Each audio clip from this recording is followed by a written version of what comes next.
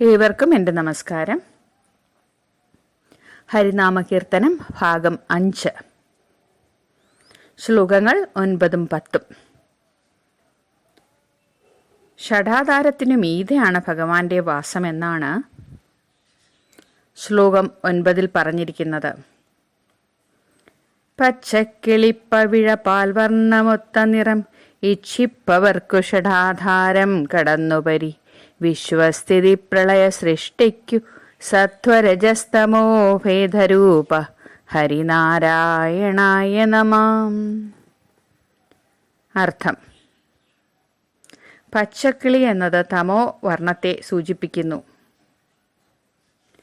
പവിഴനിറം എന്നത് രജസിനെയും പാൽവർണ്ണം സത്വഗുണത്തെയും സൂചിപ്പിക്കുന്നു.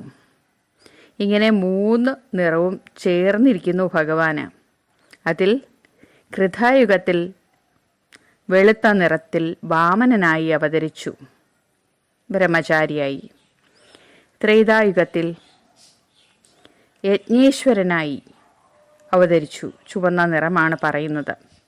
ദ്വാപരയുഗത്തിൽ ശംഖചക്ര ഗദാപത്മങ്ങളോടും കറുത്ത നിറത്തോടും അവതരിച്ചു. അങ്ങനെയുള്ള നിറങ്ങളെ ആഗ്രഹിക്കുന്ന മനുഷ്യർ, ഭഗവത് സാരൂപ്യത്തെ ആഗ്രഹിക്കുന്നവർക്ക് ഷഡാധാരമെന്നത് മൂലാധാരം, സ്വാധിഷ്ഠാനം, മണിപൂരകം, അനാഹതം, ആജ്ഞാചക്രം ഇങ്ങനെയുള്ള 6 ആധാരത്തിനും മീതെ മൂർധാവിൽ സഹസ്രദള പത്മത്തിൽ ഈശ്വരൻ സ്ഥിതി ചെയ്യുന്നു എന്ന് പറയപ്പെടുന്നു.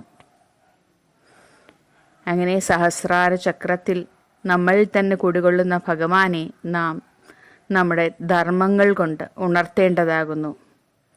ഇങ്ങനെ തൻ്റെ നെറുകയിൽ സ്ഥിതി ചെയ്യുന്നവനായിരിക്കുന്ന ഈശ്വരനെ അറിഞ്ഞാൽ പിന്നെ സംസാര ദുഃഖം ഉണ്ടാകുന്നതല്ല.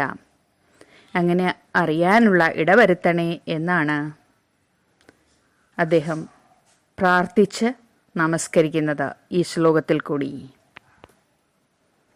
ശ്ലോകം 10.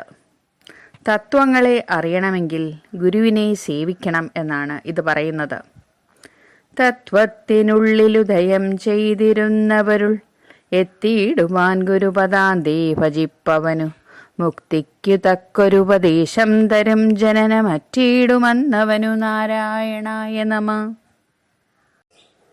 തത്വങ്ങൾ ഉദയം ചെയ്തിരിക്കുന്ന പൊരുൾ ബ്രഹ്മസ്വരൂപമാകുന്നു.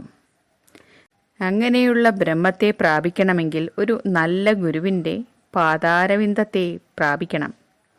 അങ്ങനെ സേവിക്കുമ്പോൾ മുക്തിക്ക് കാരണമായ ഉപദേശം നമുക്ക് ലഭിക്കും. അങ്ങനെ ജ്ഞാനമുണ്ടാകുമ്പോൾ ജനനമരണമാകുന്ന സംസാര ദുഃഖം ഇല്ലാതെയാകും. അതിനാൽ പരമാചാര്യ ഗുരുവിൻ്റെ തൃപ്പാദങ്ങളെ സേവിക്കാൻ എനിക്ക് തോന്നിക്കണമേ ഹരേ നാരായണ, നിന്നെ ഞാൻ നമസ്കരിക്കുന്നു എന്നാണ് അദ്ദേഹം ശ്ലോകം 10ൽ പറഞ്ഞിരിക്കുന്നത്. തുഞ്ചത്താചാര്യനെയും ഗുരുകാരണവന്മാരെയും നമസ്കരിച്ചുകൊണ്ട് ഞാൻ ഈ 5ാം ഭാഗം സമർപ്പിക്കുന്നു. നന്ദി, നമസ്കാരം. Please do share and subscribe my video.